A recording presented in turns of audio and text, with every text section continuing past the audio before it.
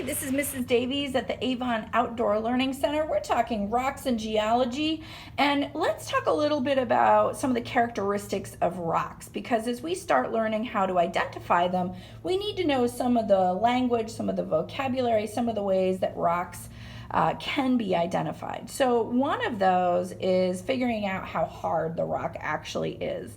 And back in 1812, a geologist named Friedrich Mohs in Germany came up with the Mohs scale of hardness. And so looking at common materials in our everyday, made up of minerals and also just the earth materials around us, how do they fall onto that scale of hardness can very often dictate what kind of uses they might have. In our modern age, we use so many different minerals, and we'll talk more about that in another video. But then just being able to categorize these and talk about them so that we all have a basis of understanding.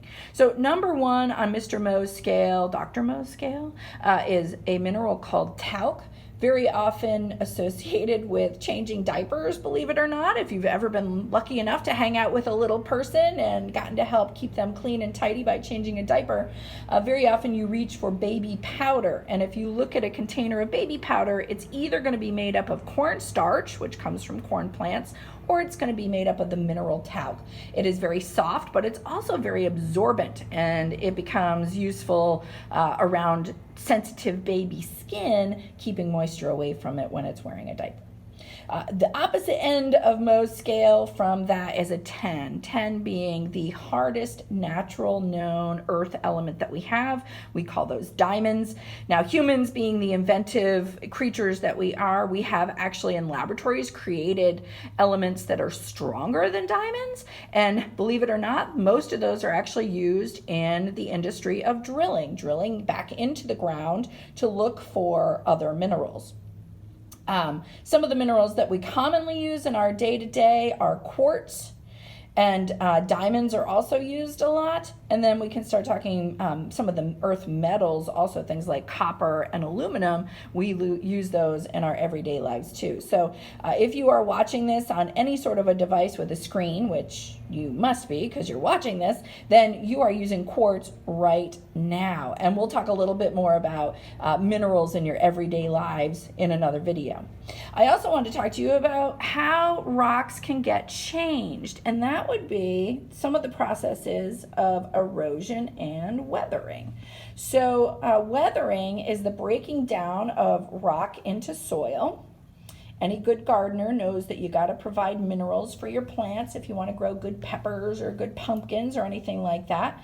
Weathering can happen through wind. Weathering can happen over time with freezing and thawing. And that is a little bit different than erosion. Erosion is the wearing away of the land by water and by wind. And water and wind are involved in both of these phenomenon, but they can have a different effect. So if we're talking about a mineral that has been weathered, you might be able to look at it and actually see where it's been broken. So if I show you this piece of chert right here, it's got very sharp edges to it. You can see where it got broken. And that has probably been weathered. At some point, it was broken, and it has showed us how it breaks, which is the cleavage of a rock or a mineral, which is another way to identify it. This piece right here, if you can see, it's got a curve to it. I know that's not so easy to see on video. Another disadvantage to not being able to do this with you guys in person, but it does have this sort of side of a bowl or side of a plate shape to it, and that is called concave cleavage, and that is a really good dead giveaway that you're looking at a chert. Other rocks do have it, but not so many, so cleavage. The formation of crystals, also, if they get broken, they will cleave or break in different ways when they get weathered.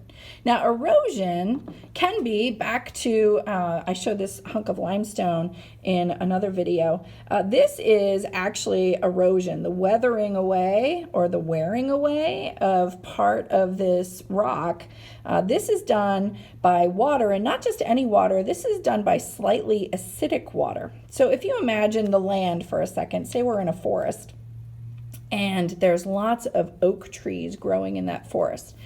When the oak leaves come off of the trees every year, as they do, they lay on the forest floor and they start to decompose. All those roly-polies and the worms get in there and start doing their job of turning them back into soil. But oak leaves in particular have a lot of a chemical compound called tannins.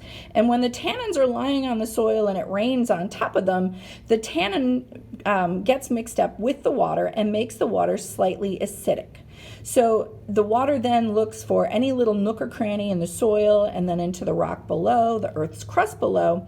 And you've got that slightly acidic rock looking for passage through any little crevice it can find.